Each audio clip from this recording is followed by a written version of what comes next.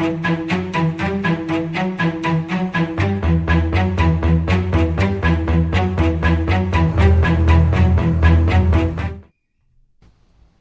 there, welcome to the, well, not quite mid-season review, but they say third of the way almost through season review. What a crazy, crazy season it's been so far.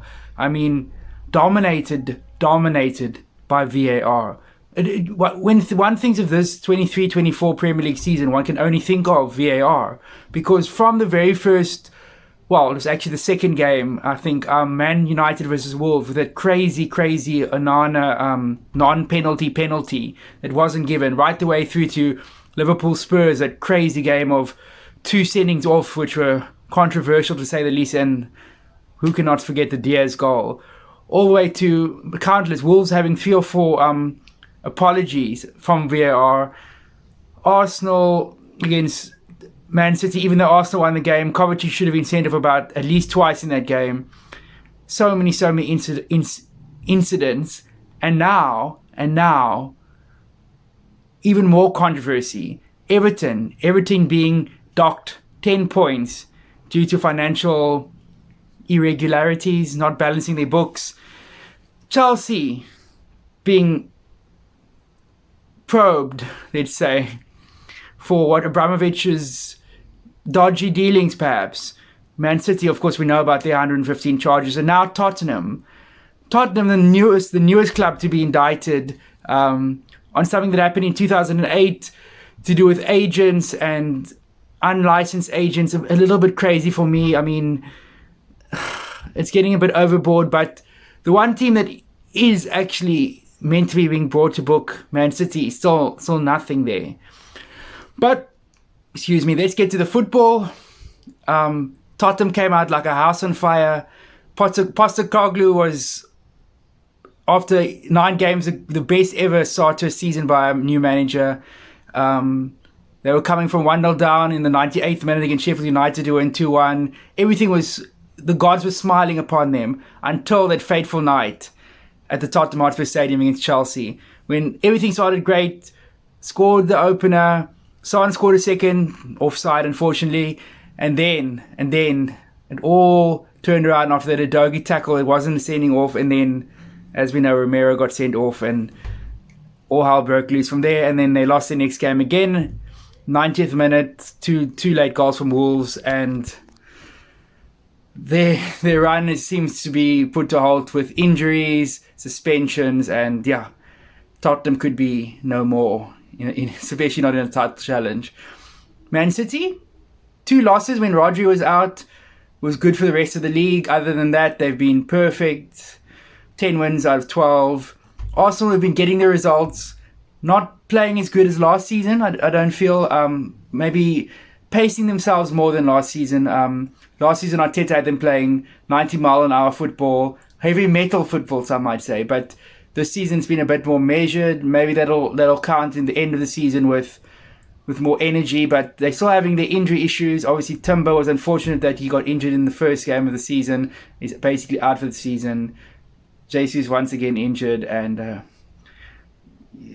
Saka playing injured, one would feel. But yeah, my team, Liverpool, I don't feel like Liverpool have hit their straps yet. I think they've been playing decent football, nothing special. McAllister still hasn't found his feet at the number 6 position. I've been banging on about Paulinho and that number 6 position, but still grinding out results. Disappointment in the Tottenham game. I feel like we should have at least got a point, but probably won that game. But 1 point behind. Got a tough game this weekend, and if we can get anything out of that game, I'll be very positive. Even if we lose that game, still not out of a title race. I do think there needs to be signings in January, but that we can leave for another day. Aston Villa for me has been the surprise of the season.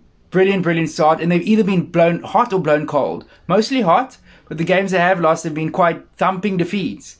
The first game of the season to Newcastle being the one that springs to mind. But Emery's done a fantastic job. He's getting the best out of players like Diaby and Watkins. I forgot his name there for a second. Ollie Watkins. He's in my fantasy team, so I should remember his name. So Aston Villa have been brilliant. Newcastle, I feel this is not... I expected Newcastle to do better, if I'm honest. But it's not totally unexpected given the fact that they're having to play in the Champions League and with not a huge squad and not a deep squad. It's not unsurprising that they're not doing badly, but they're not doing as well as last season.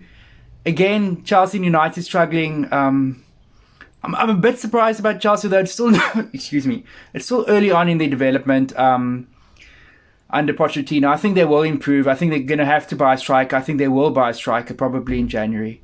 And Kunku to come back. I see them improving. As for United, I don't see much hope at the moment. Maybe with Sir Jim coming in, things can change, but it hasn't been great. And as for the relegation zone, Everton plummeting into the relegation zone now.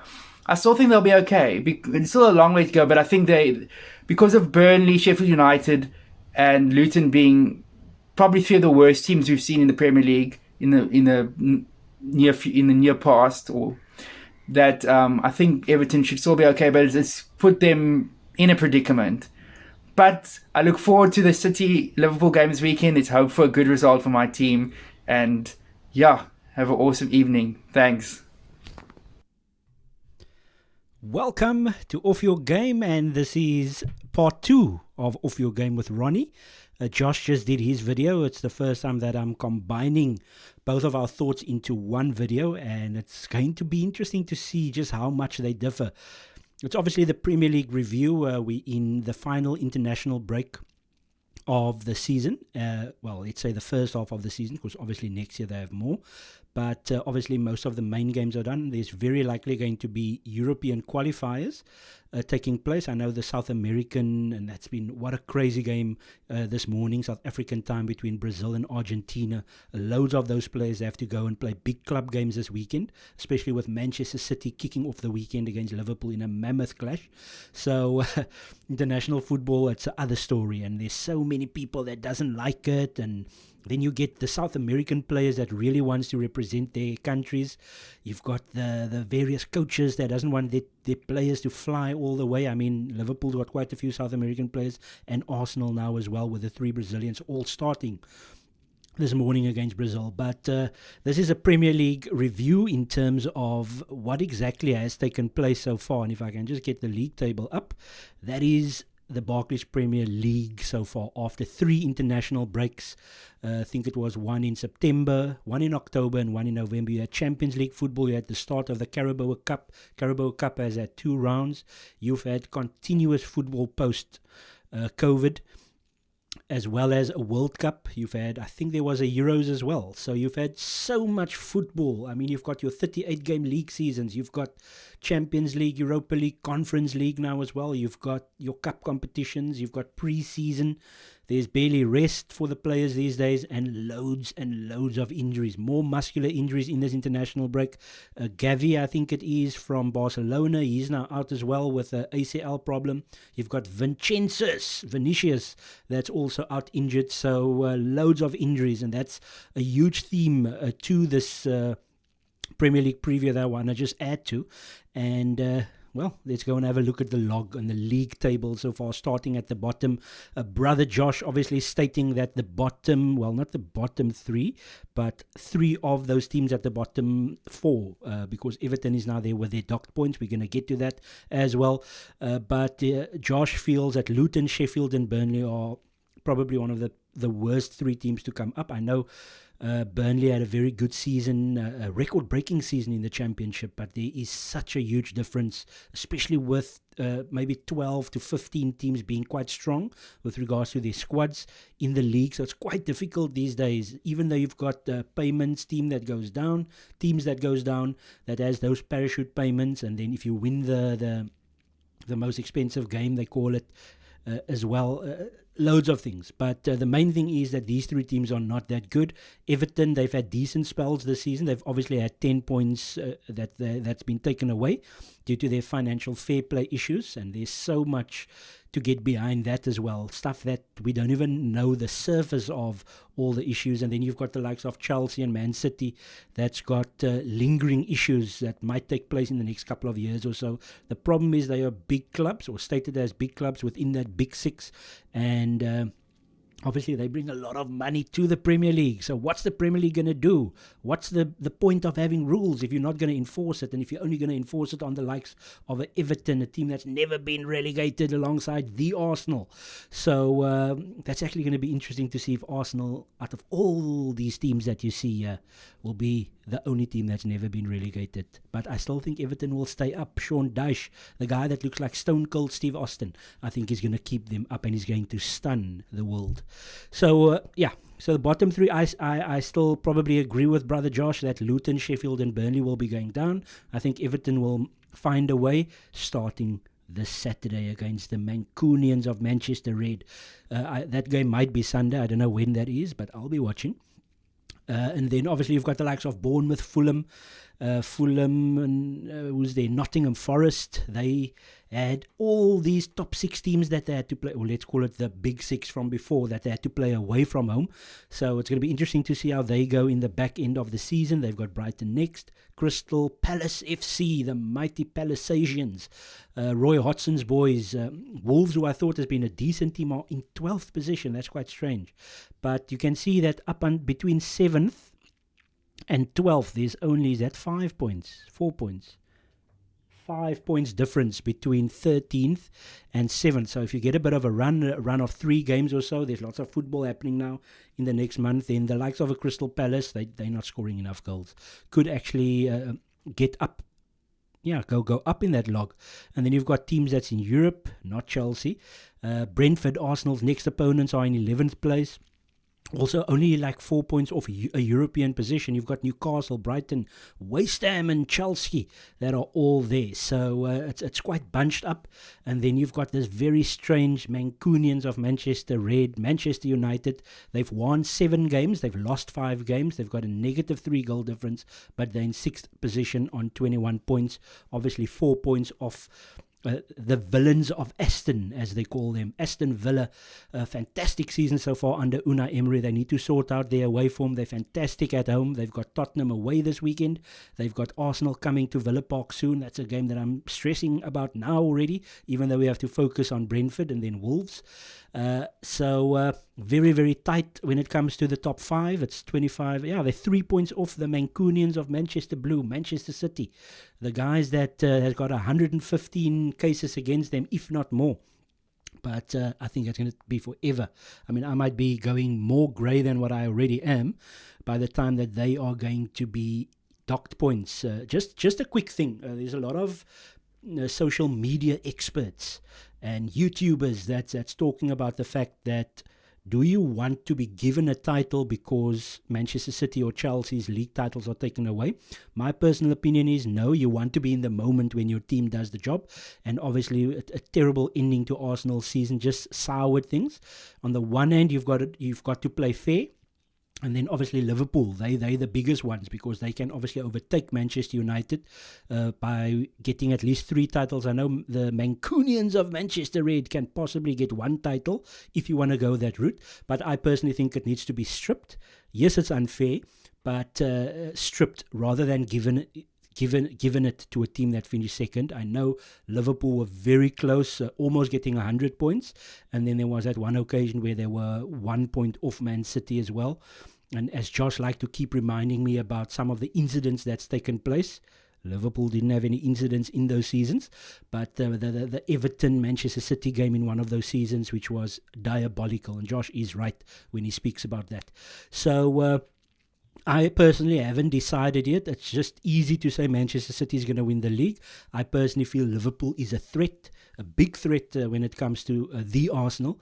And obviously Klopp's fantastic record over Arteta. But Arteta's team, hopefully, by the time we play them at Anfield, it's a daunting task to go to Anfield. Arsenal were 2-0 up, had opportunities to make it 3, and then allowed Liverpool back into the game, where Liverpool ended up battering us in that second half. And despite the battering and missed penalty, there was also obviously Martinelli that had a chance to win it at the end, or there was a pass Martinelli had to pass, or someone had to pass to Martinelli right at the end, despite 2 crazy saves from Ramsdale, and then obviously that ended up being a draw. And that's obviously where Arsenal started to dip at the back end of last season. So obviously we've been getting hammerings at Anfield, but obviously Liverpool are playing Manchester City, the Mancunians of Manchester Blue. That will be taking place at the Etihad. Lunchtime kickoff. Josh cannot stop talking about the lunchtime kickoffs. He is right, because every time after international break, Liverpool has to be playing a lunchtime kickoff, and generally against a tough opposition. So Manchester City, Liverpool this weekend, of course, and then Arsenal are playing away to Brentford. Obviously 2 seasons ago, beginning of the season, Arsenal lost to Brentford. Last season, Vieira's first goal for Arsenal. Fantastic performance from Arsenal, totally in control against Brentford last season in a 3-0 win. And this season we defeated them in the Carabao Cup, a cup that we are out of now due to that pathetic loss to West Ham United. And then, yeah, I've actually noticed that after every Arsenal mess up this season, that opposition team, whether it's been a draw or a loss, has gone on to lose the next 2 games. So that's quite interesting. But yeah, just once again, obviously at the beginning of the season, I wasn't quite certain. In fact, my prediction was similar to last season. I said Man City would win the league and Arsenal and Liverpool would battle for second. Obviously, Liverpool, I think they finished 5th last season and Arsenal finished 2nd. So I wasn't dead wrong. It's just that Liverpool had a bad first half of the season last season. This season, I think they're going to be very strong. It's going to be interesting to see what happens in January, because, and also for Manchester City, normally when they get stronger, back half of the season, and obviously De Bruyne will somewhere along the line be back. So injuries is going to be key. There isn't any more international breaks, but there's loads of football every 3 days. Man City and Arsenal are not in the Carabao Cup. Liverpool are. I can't remember whether, I think they've got West Ham. I don't know if it's away from home. So they've got West Ham in the quarterfinals of the Carabao Cup, and then it's 2-leg semi-finals somewhere along the line. I think it might be in January. So loads of Premier League football, of course, and then there is still 2 European rounds to go. So there's so much football, and obviously injuries can happen. It's going to be interesting to see in terms of who will be able to last. And at the end of the day, will Man City be able to manage their players much better? Because now you must think about managing as well. Liverpool are in 4 competitions, Europa League. They will win their group, so they will obviously bypass that playoff round, and they'll only play a round of 16.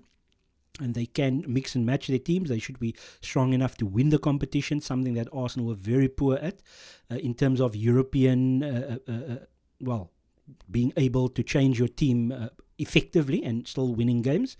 That top 3 is going to be interesting. And then just having a short chat about Tottenham Hotspur, the dark side of North London, we call it. They've obviously lost their last 2 games, and they are playing the mighty Villa of Aston at the Tottenham Stadium. Obviously, a big loss to Chelsea, and then probably in their side, deserved, but they obviously played well in the first 20 minutes or so, and then Wolves came into the game. So obviously Wolves have beaten Tottenham and Man City, both at Wolves, and they were good in the first half against Liverpool, if I remember correctly, and then Liverpool were fantastic in the second half in that game, where Liverpool came from behind. So they've actually played, this is Wolves, played 3 of the top 4 teams there, and have beaten 2 and lost to 1, and they play Arsenal at the Emirates early December.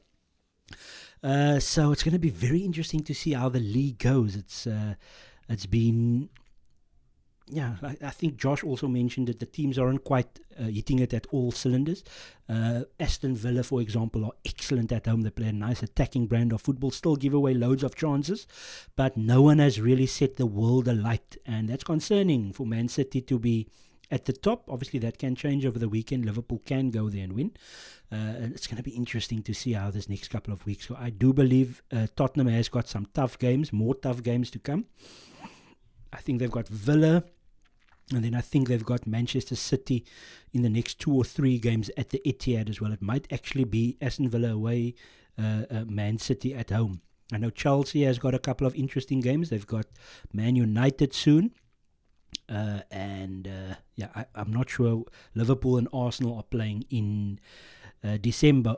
Arsenal also has Aston Villa, obviously away. That's a game I'm really concerned about. And then Brighton, that tends to come to the Emirates and beat us regularly. So Arsenal, even though they can go on a bit of a run, they've got Brighton, Aston Villa and Liverpool three games that can be really, really problematic in this next month or so. But we need to get going. We are only 1 point off. Josh said Liverpool hasn't quite been firing on all cylinders. I haven't watched them enough to agree or disagree. I obviously rate them highly. So they are a concern, in my opinion, for Arsenal to try to win the league. The first league in, it's actually going to be 20 years now, the Invincibles. So 20 years, 2 decades since Arsenal last won the league. So that's a bit of a concern. And then obviously Liverpool have done it once, and Man City they cheated to get all their titles. So that's also something to look forward to. But yeah, I think it will be between those three. I don't think Tottenham. And I don't think Tottenham is going to be able to, because already with a period of time, and at the beginning of that period of all the injuries and suspensions, they have lost 2 in a row, right at the beginning of that difficult period. So that already is a problem. What's going to happen later on in the season? We'll see how they react to this. We'll see what happens in January. From a transfer perspective, Man City probably don't need that much. De Bruyne is coming back. I know Liverpool, Josh is really pushing for that DM, quality DM. Arsenal obviously are in a position where we don't know what's the situation with Havertz, Smith Rowe, and Vieira. They are all supposed to be going for that left 8 role. I know that Vieira can play the Odegaard role or right wing. But Smith Rowe constantly injured, Thomas Partey constantly injured, and the Havertz thing is not working out. And despite all that, Arsenal are 1 point off the top. They can go top this weekend if Man City and Liverpool draw and Arsenal win. That's how amazing it's been in terms of not being at full tilt. And I know Josh said Liverpool aren't at full tilt either. I feel Man City are not at full tilt. So it's interesting to see the teams on the top 3 are not at full tilt. So it's going to be a fantastic battle, and I really do hope that Arsenal can push on now and get the results. And that means going to Aston Villa, getting something, and something is a win. Brighton, and then at least a draw against Liverpool at Anfield. We know our record there is pathetic, that we get hammered there regularly. And even last season when we did really well, went 2-0 up, should have gone 3-0 up, and then we got battered in terms of actual play when you do the eye test that they call it. So interesting to see Man United. They're not in a terrible position. I know they've won 7, lost 5, and then they've obviously got a negative goal difference. They are struggling in certain games. And then they've also dropped points against teams that they should be beating. So interesting to see. They've lost to Arsenal. They've lost to Man City. They must still play Liverpool soon. I'm sure that game is happening in the near future, somewhere in December. They lost to Tottenham. So they must still play Liverpool. I think they must still play the Villa of Aston. They lost to Newcastle in the Carabao Cup. I don't think they played in the league yet. So that game must still play. They lost to Brighton. They must still play West Ham. They must still play Chelsea. They beat Brentford. So out of all those teams there, they haven't really gotten any results. If I'm not mistaken, against any of these teams in that top 11, because they obviously have to play certain teams, and they beat Brentford. That's about it. They should have lost to Wolves. Crystal Palace, can't quite remember what happened there. Nottingham Forest, they should have drawn that game. The Fulham game that they won in the dying minutes, can't remember what they did to Bournemouth. Can't remember what they just beat Luton. Also struggled to win. Sheffield United, a struggling win. They're playing Everton this weekend, and then I don't know if they've played Burnley yet. I think they might have. So it's been an interesting time for Man United. My concern is that Radcliffe get things right, and in a not so terrible position that they are at, that they can get a bit of a steam going.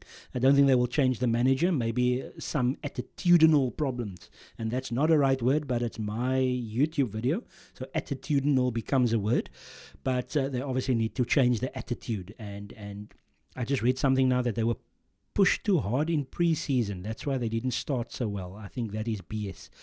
But yeah, we'll see how it goes. It's going to be a very interesting upcoming weekend, and I think this period of time until the New Year, and you always say it's a busy Christmas, it's going to be a busy New Year as well, because there's a couple of games that takes place just after New Year's, and then you've got the FA Cup that's also going to be joining, and then the knockouts of the Champions League at the end of Feb/early March. So it's something to really, really look forward to, as they say. And yeah, I'm confident that Arsenal will do well. I am not going to sit here and say I'm confident Arsenal will win the league. I'm fairly confident that we're going to push. Certain things needs to happen in January, though. So there's obviously been a situation where Arsenal had to loan David Raya due to financial fair play. So the team that is staying within the laws that gave Man City players, that gave Chelsea players, and Chelsea giving us crap players, is struggling to win the big trophies in the last 20 years. Whereas Chelsea has gone ahead, Man City has gone ahead to win leagues and Champions Leagues. But are they doing it the right way? I don't think so. Come on, you Gunners. Let's hope that we have an awesome upcoming weekend, and me and Josh will be discussing that soon. Come on.